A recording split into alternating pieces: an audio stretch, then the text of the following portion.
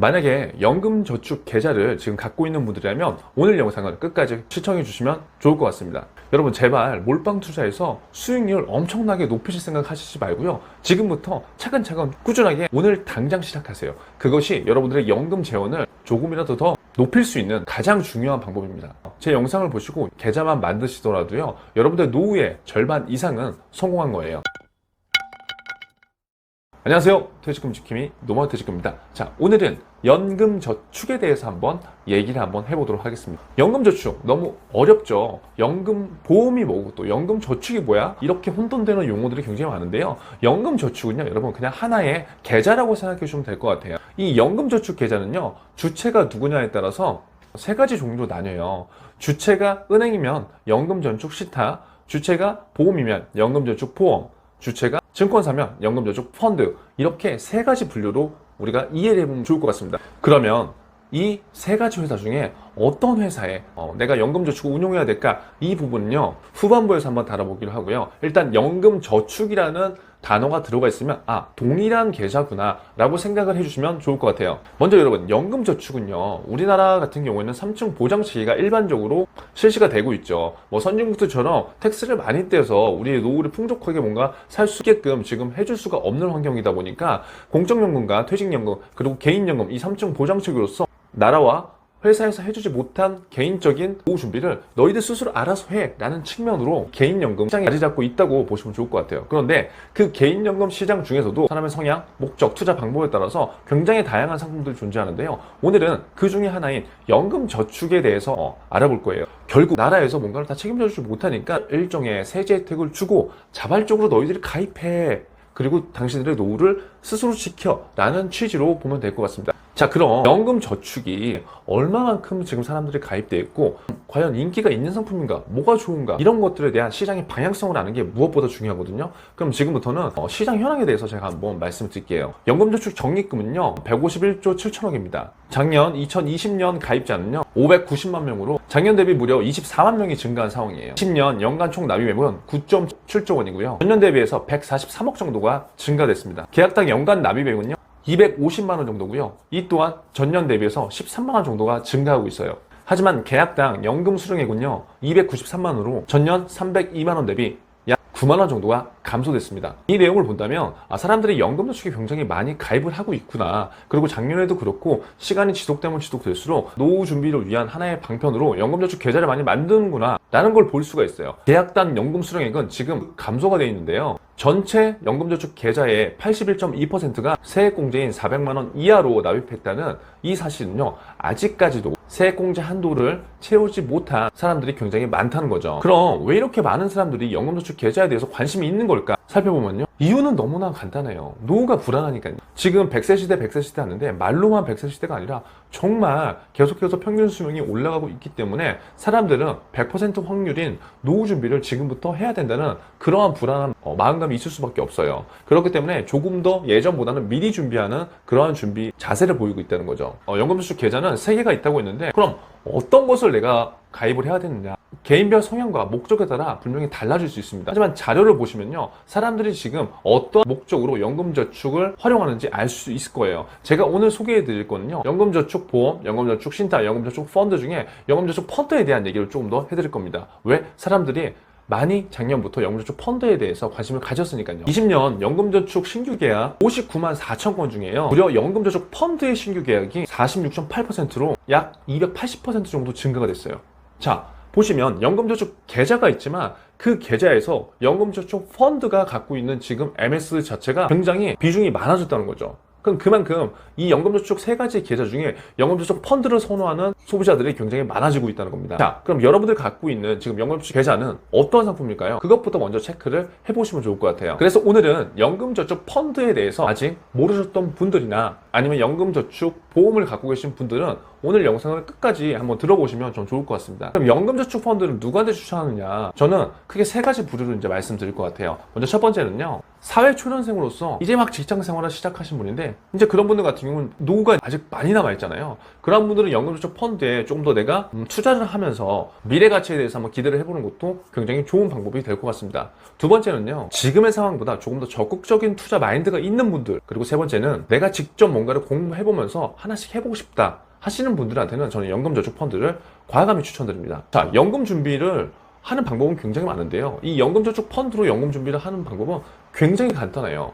일단 여러분들이 돈을 불입하든 안 하든 상관없이 오늘 당장 연금저축 계좌를 만드시면 돼요.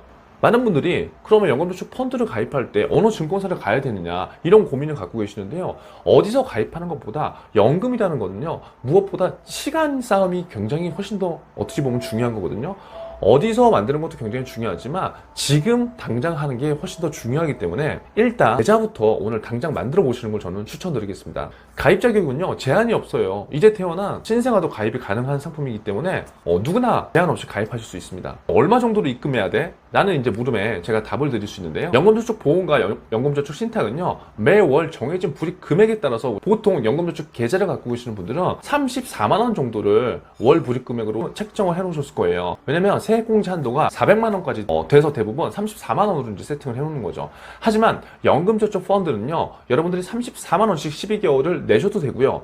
그게 아니라 400만 원을 1년에 한 번만 이체를 시켜 놓으셔도 돼요. 둘 중에 하나, 어떠한 방법으로든 편한 방법으로 해 놓으시면 된다는 겁니다. 즉, 의무 납입 기간이 없기 때문에 연금저축 펀드 같은 경우에는 자금의 유연성 면에서 굉장히 좋을 수 있다는 거죠. 1년에 400만 원까지밖에 못 넣느냐? 그건 아닙니다. 연금저축 펀드는요, 1년에 총 1,800만 원까지 불입을 하실 수는 있어요. 하지만 대부분 직장인이시고 대부분 세액공제 용도로 많이 쓰시기 때문에 대부분 금융권에서 마케팅을 할 때는 매월 34만 원씩 세액공제 한도인 400만 원에 맞춰서 마케팅을 하기 때문에 우리가 대부분 이 400만 원에 대해서 알고 있다는 거죠. 그래서 400만 원은 세액공제 한도고요. 내가 노후를 위해서 준비할 수 있는 한도는 연 1,800만 원이다. 이렇게 이해를 해주시면 좋을 것 같습니다. 그래서 제가 추천드리는 건요, 연금저축 펀드 계좌를 만들어 놓으시고요. 지금 돈을 넣지 않으시더라도 만약에 직장인이시면 1년에 한 번씩 성과금이나 뭐 PS 이런 것들이 나오잖아요. 그럼 그럴 때 한번 연금저축 펀드에 빵 맡기면 굉장히 좋다는 거죠. 연금저축으로 대부분 가입하시는 분들이 이 세제 혜택 때문에 많이 가입을 하시는데 내가 불입한 돈의 16.5% 또는 13.2%를 연말정산 때 세액공제를 해줍니다. 그러니까 이러한 또 장점이 있는 거죠. 노후를 준비한과 동시에 내가 세액공제도 받을 수 있다는 이러한 장점, 이런 것들을 꼭 활용해 보시면 좋을 것 같아요. 총 급여가 5,500만 원 이하이시면 세액공제율은 16.5%가 적용되고요. 400만 원에 16.5%인 66만 원을 환급받으실 수가 있습니다. 만약에 총급여가 5,500만 원 초과 1억 2천만 원 이하이신 분들은요, 세액공제율이 13.2%가 적용되고요. 52만 8천 원을 환급받으실 수가 있는 거예요. 제가 봤을 때는 결국 소득이 적으신 분들일수록 이러한 세액공제를 잘 활용하시는 게 좋은 것 같아요. 연금저축 펀드에서 세제 혜택은 물론 세액공제도 있지만요, 비단 이 세액공제뿐만 아니라 과세가 이연된다는 굉장히 큰 장점이 하나 있습니다.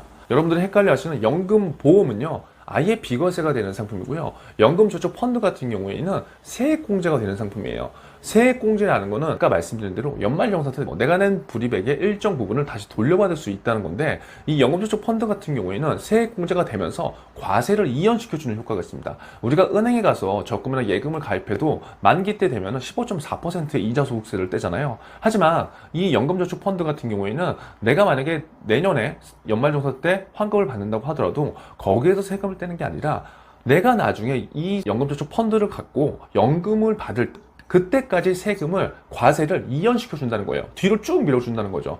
그래서 결국 세금을 안 내는 상품은 아니지만 지금 당장 이 세금을 낼 필요가 없이 과세를 이연시켜 주기 때문에 일단 소비자 입장에서는 이것 또한 장점 중에 하나라고 우리가 생각할 수 있는 겁니다. 즉, 연금저축 펀드의 목적 자체가 기본적 생활 이상의 노후 생활을 위해서 이게 우리가 투자하는 만큼 연금으로 받았을 때 세제 혜택을 좀 더 주겠다. 그래서 연금 소득세를 나중에 이제 내야 돼요. 근데 그 연금 소득세는 연령에 따라서 이제 달라질 수 있습니다.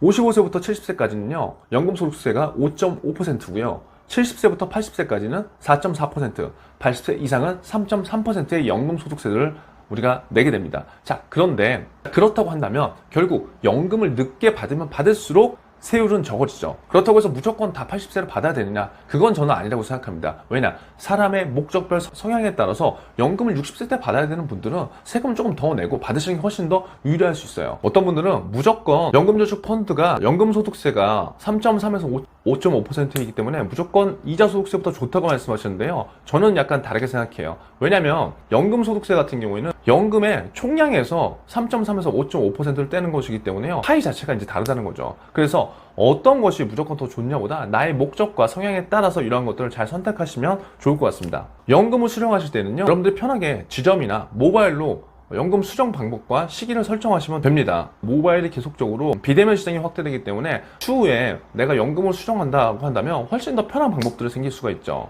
예를 들어서 1년에 내가 한 400 정도씩 넣고 더 추가적인 여유가 생겨서 성과급 받은 한 400만 원을 불입한다. 그럼 1년에 800 정도 이 연금저축 펀드에 불입한다고 가정을 했을 때요, 적어도 여러분들이 30년 정도 이상은 지금 운용하실 수가 있다는 거죠. 사회 초년생인 분들이시는요, 그러면 800만 원씩 30년이면 원금은 2억 4천이거든요. 굉장히 큰 목돈이에요. 그렇기 때문에 이 연금저축 펀드는 여러분들의 노후를 책임질 수 있는 가장 중요한 자산 중 하나라는 거를 꼭 명심하셔야 됩니다. 자, 그런데 그럼 연금저축 펀드가 무조건 좋냐?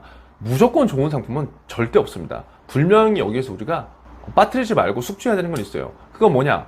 나라에서 세제 혜택을 줄 만큼 페널티가 없는 상품은요, 제가 봤을 때 거의 없어요. 그런데 마케팅을 할 때 이러한 부분들을 빼놓거나 상당 과정에서 이루어지지 않기 때문에 불필요한 민원의 소요가 굉장히 많다는 거죠. 자, 그럼 연금저축 펀드 같은 경우에는 뭐를 주의해야 되냐? 노후를 위한 상품이기 때문에 나라에서 원하는 거는 꾸준하게 이 사람이 불입을 하든 아니면 1년에 한 번씩 이렇게 불입을 해서 장기간으로 이러한 것들을 운용을 해서 나중에 노후에 활용을 해라, 이제 그런 목적이겠죠.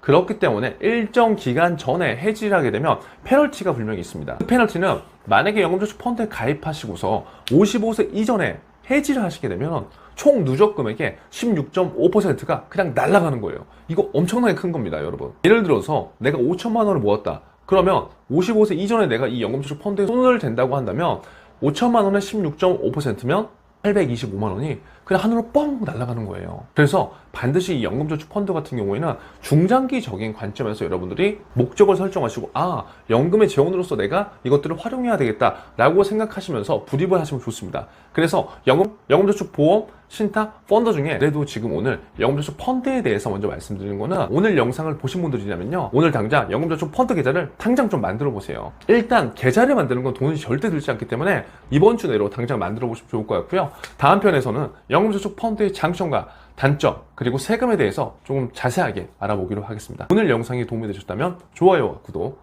알람 설정까지 부탁드리겠습니다. 감사합니다.